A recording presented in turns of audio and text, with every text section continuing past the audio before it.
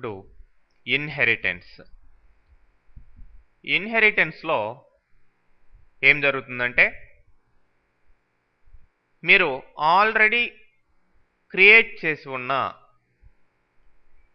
క్లాస్లో ఏవైతే data member functions ఉన్నాయో వాటిల్ని కొత్తగా క్రియేట్ చేయబోయే క్లాస్లోకి తీసుకురావడమే inheritance. So getting the properties అంటే ఇక్కడ data member functions. Getting the properties of already existed class by a new class is called inheritance అన్నమాట. సో ఆల్రెడీ ఉండే క్లాస్ని లేదంటే క్లాసెస్ని, ఒకటి కావచ్చు రెండు కావచ్చు ఏదైనా సరే ఆల్రెడీ క్రియేట్ చేస్తున్న క్లాసెస్ని ఏమంటారంటే బేస్ క్లాసెస్ అంటారు, లేదంటే సూపర్ క్లాస్ అని కూడా అంటాం. కొత్తగా క్రియేట్ చేయబోయే క్లాస్ని ఏమంటారంటే సబ్ క్లాస్ లేదంటే డెరైవ్డ్ క్లాస్ అని కూడా అంటామండి. ఓకే, సో ఈ ఇన్హెరిటెన్స్ వల్ల ఏమవుతుందంటే పైనున్న క్లాసుల్లో ఉండే డేటా మెంబర్ ఫంక్షన్స్ని మనం రీయూజ్ చేసుకుంటున్నాం సబ్ క్లాసుల్లో. కాబట్టి మళ్ళీ సబ్ క్లాసులో కొత్తగా రాయాల్సిన అవసరం ఉండదండి. ఓకే, అది ఇన్హెరిటెన్స్ యొక్క యూస్. మరి ఇక్కడ ఇన్హెరిటెన్స్లో 5 రకాలు ఉన్నాయి. ఫస్ట్ చూసినట్లయితే సింగిల్ ఇన్హెరిటెన్స్లో ఏం జరుగుతుందంటే ఆల్రెడీ ఉన్న ఒక క్లాసులో నుంచి ప్రాపర్టీస్ని కొత్తగా క్రియేట్ చేయబోయే ఇంకొక క్లాస్లోకి ఇన్హెరిట్ చేసుకోవడం. అంటే 1 to 1 క్లాస్, ఒక క్లాస్లో నుంచి ఇంకొక క్లాస్లోకి తీసుకురావడమే సింగిల్ ఇన్హెరిటెన్స్. మల్టిపుల్ ఇన్హెరిటెన్స్ అంటే ఆల్రెడీ 2 లేదంటే అంతకంటే ఎక్కువ క్లాసులు ఉంటాయి, వాటన్నిటిలో ఉన్న ప్రాపర్టీస్ని కొత్తగా క్రియేట్ చేయబోయే క్లాసులోకి తీసుకురావడమే మల్టిపుల్ ఇన్హెరిటెన్స్. అంటే 2 లేదంటే అంతకంటే ఎక్కువ క్లాసులో ఉన్న వాటిని ఇంకొక క్లాసులోకి అట్ ఎ టైం తీసుకురావడం. మల్టీ లెవెల్ ఇన్హెరిటెన్స్ అంటే సపోజ్ ఫర్ ఎగ్జాంపుల్ ఏ అనే క్లాస్ ఉంది, ఏ అనే క్లాస్లో నుంచి బి అనే క్లాస్లోకి ఇన్హెరిట్ చేసుకుంటాం. మరి బి అనే క్లాస్లో నుంచి సి అనే క్లాసులోకి మళ్ళీ ఇన్హెరిట్ చేసుకుంటాం. కాబట్టి ఏలోటివి బిలోకి వస్తాయి, మరి బిలోటివి సిలోకి వస్తాయి. అంటే ఇండైరెక్ట్ చెప్పాలంటే ఏలోటివి కూడా సిలోకి వచ్చినట్టే, ఎందుకంటే ఏ బిలోకి వస్తుంది కాబట్టి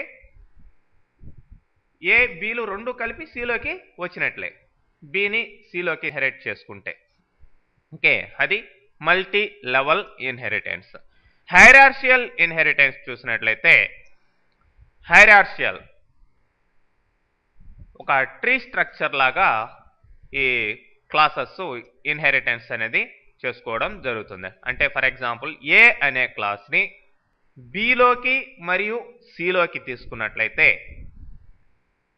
అలానే బి సిలని కింద మళ్ళీ వాటి కింద సబ్ క్లాసుల్లోకి ఇన్హెరిట్ చేసుకున్నట్లయితే, ఆ విధంగా ఒక హైరార్షీ లాగా ఇన్హెరిటెన్స్ జరిగినట్లయితే దాన్ని హైరార్షియల్ ఇన్హెరిటెన్స్ అని చెప్పేసి అంటామండి. మరి హైబ్రిడ్ ఇన్హెరిటెన్స్ చూసినట్లయితే పైన చెప్పిన 4 ఇన్హెరిటెన్స్లో 2 లేదంటే అంతకంటే ఎక్కువ వాటి యొక్క కాంబినేషనే హైబ్రిడ్ ఇన్హెరిటెన్స్ అండి. మరి ఇప్పుడు మనం కొన్ని ఎగ్జాంపుల్స్ చూస్తాం, ఈ రకరకాల ఇన్హెరిటెన్స్లు ఎలా వర్క్ అవుతాయో. సింపుల్గా ఉండే ఎగ్జాంపుల్స్ మనం తీసుకోవడం జరుగుతుంది అర్థమయ్యేదానికి. సో ఇక్కడ చూడండి, ఏబిసి అనే క్లాస్ ఉంది. ఏబిసి క్లాస్లో డేటా మెంబర్ వచ్చేసి ఏ అనే వేరియబుల్ ఉంది. మరి ఈ ఏ అనే వేరియబుల్ యొక్క వాల్యూని గెట్ చేసేదానికి get1 అనే ఫంక్షన్ క్రియేట్ చేయడం జరిగిందండి. మరి ఆ వాల్యూని డిస్ప్లే చేసేదానికి disp1 అనే ఫంక్షన్ క్రియేట్ చేయడం జరిగింది. ఓకే, ఈ ఏబిసి క్లాస్ని కింద కొత్తగా క్రియేట్ చేస్తున్న ఈ XYZ అనే క్లాస్లోకి ఇన్హెరిటెన్స్ ఈ విధంగా చేశాం. కోలన్ పెట్టి పక్కన బేస్ క్లాస్ పేరు ఆల్రెడీ ఉన్న క్లాస్ పేరు ఇచ్చినట్లయితే పైన ఉన్న క్లాస్లో ఏబీసీ క్లాస్లో ఉన్న ఆ యొక్క డేటా మెంబర్స్ కావచ్చు, మెంబర్ ఫంక్షన్స్ కావచ్చు, ఇప్పుడు XYZలో కూడా మనం వాడుకోవచ్చు. ఓకే, సో అందుకనే చూడండి ఇక్కడ XYZలో కొత్తగా మనం b అనే వేరియబుల్ తీసుకున్నాం, get2 అనే ఫంక్షన్ రాస్తున్నాం. get2లో దేన్ని కాల్ చేసాం? get1ని కాల్ చేసాం. get1 ఆల్రెడీ ఎక్కడ ఉంది? పైన ఏబీసీ క్లాస్లో ఉంది, అయినా కానీ ఇక్కడ మనం వాడుకోగలిగాం. ఓకే, మళ్ళీ get1లో ఉన్న కోడ్ని ఇక్కడ రాయాల్సిన అవసరం లేకుండా అండి. మరి ఇక్కడ get2లో ఎక్స్ట్రాగా b వాల్యూని ఇన్పుట్ చేస్తున్నాం.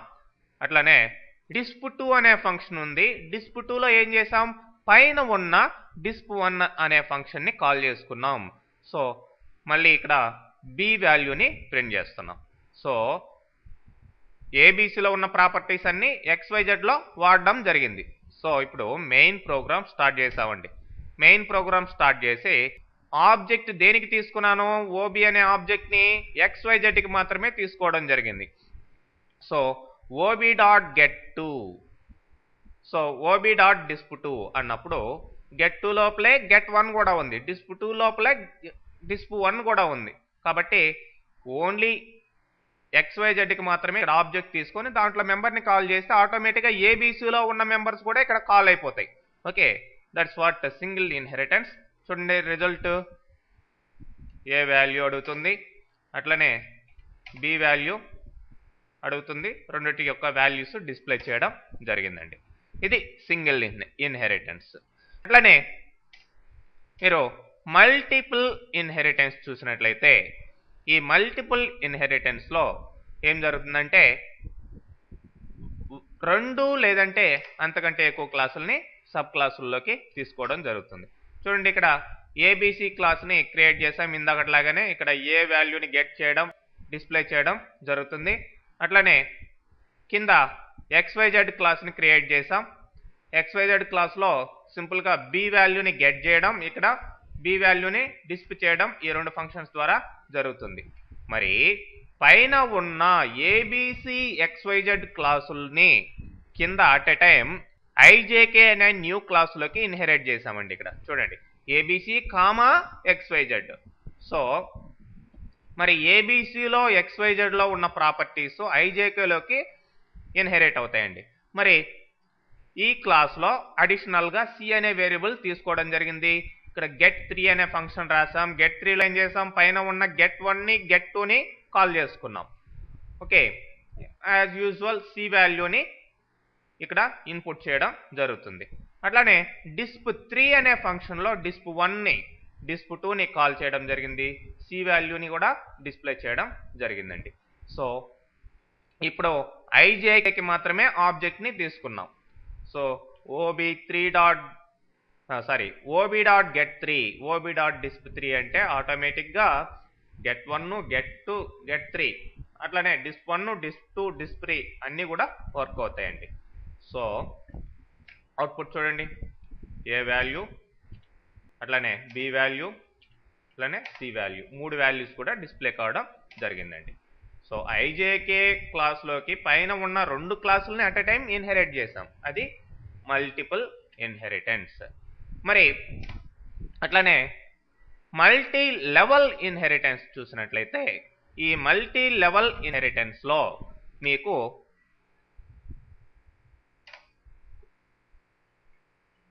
ఏబీసీ అనే క్లాసు క్రియేట్ చేయడం జరిగింది. ఏబీసీ క్లాస్లో ఇందాకలాగానే ఏ వాల్యూని గెట్ చేసేదానికి డిస్ప్లే చేసేదానికి రెండు ఫంక్షన్స్ ఉన్నాయి. అట్లనే ఏబీసీ క్లాస్ని XYZలోకి ఇన్హెరిట్ చేసుకుంటున్నాం. XYZలో బి వాల్యూని గెట్ చేసేదానికి get2 ఫంక్షన్ ఉంది. get2లో get1ని కాల్ చేసాం, అంటే ఏబీసీలో ఉన్న get1ని. అట్లానే disp2లో disp1ని కాల్ చేసాం, పైన ఉన్న ఏబీసీలో ఉన్నదాన్ని. మరి ఇప్పుడు థర్డ్ క్లాస్ IJK క్లాస్లోకి దేన్ని ఇన్హెరిట్ చేశాను? XYZని ఇన్హెరిట్ చేసాం. ఆల్రెడీ XYZలో ఏముంది? ఏబీసీ క్లాస్లో ఉన్న ప్రాపర్టీస్ ఇన్హెరిట్ చేసుకున్నాం. సో ఇక్కడ get3 అనే ఫంక్షన్ రాసాం. సి వాల్యూని గెట్ చేసేదానికి get3లో దేన్ని కాల్ చేసామండి? get2ని కాల్ చేసాం. get2లో ఆల్రెడీ ఏది కాల్ చేయబడి ఉంది? get1 కాల్ చేయబడి ఉంది. సో ఇక్కడ అడిషనల్గా సి వాల్యూని ఇన్పుట్ చేసుకుంటున్నాం. అట్లానే డిస్ప్ 3ని కాల్ చేసాం, డిస్ప్ 3ని రాస్తున్నాం. డిస్ప్ 3లో ఏం కాల్ చేసాం? డిస్ప్ 2ని కాల్ చేసాం. ఆల్రెడీ డిస్ప్ 2లో ఏం కాల్ చేయబడి ఉంది? డిస్ప్ 1 కాల్ చేయబడి ఉంది. ఓకే, ఎనీవే ఇప్పుడు అంటే ఏబిసిలో ఉన్నటివి XYZలోకి వస్తే XYZ నుంచి మళ్ళీ IJKలోకి తీసుకొచ్చాం. ఇదే మల్టీ లెవెల్ ఇన్హెరిటెన్స్ అండి. సో ఇప్పుడు దేనికి ఆబ్జెక్ట్ మాత్రం తీసుకున్నాను? IJKకి మాత్రమే ఆబ్జెక్ట్ని తీసుకోవడం జరిగింది. OB1 అనే ఆబ్జెక్ట్ తీసుకున్నాను. OB1.get3 అంటే అట్లానే OB1.disp3 అంటే get1 get2 get3 అట్లానే disp1 disp2 disp3 అన్నీ కూడా వర్క్ అవుతాయండి. చూడండి, ఏ వాల్యూ అట్లానే బి వాల్యూ అట్లానే సి వాల్యూ. ఓకే, ఈ విధంగా మల్టీ లెవెల్ ఇన్హెరిటెన్స్ వర్క్ అవుతుందండి. అట్లానే నెక్స్ట్ హైరార్షియల్ ఇన్హెరిటెన్స్ చూస్తే, ఈ హైరార్షియల్ ఇన్హెరిటెన్స్లో ఏం జరుగుతుందంటే చూడండి, ఏబిసి క్లాస్ని క్రియేట్ చేసాం. ఏబిసి క్లాస్లో get1 disp1 ఉన్నాయి, ఏ వాల్యూని కంట్రోల్ చేసేదానికి, ఏ వేరియబుల్ని కంట్రోల్ చేసేదానికి. సో ఏబిసిని XYZలోకి కాల్ చేస్తాం. ఇక్కడ బి వాల్యూని కంట్రోల్ చేసేదానికి get2 disp2 ఉన్నాయి.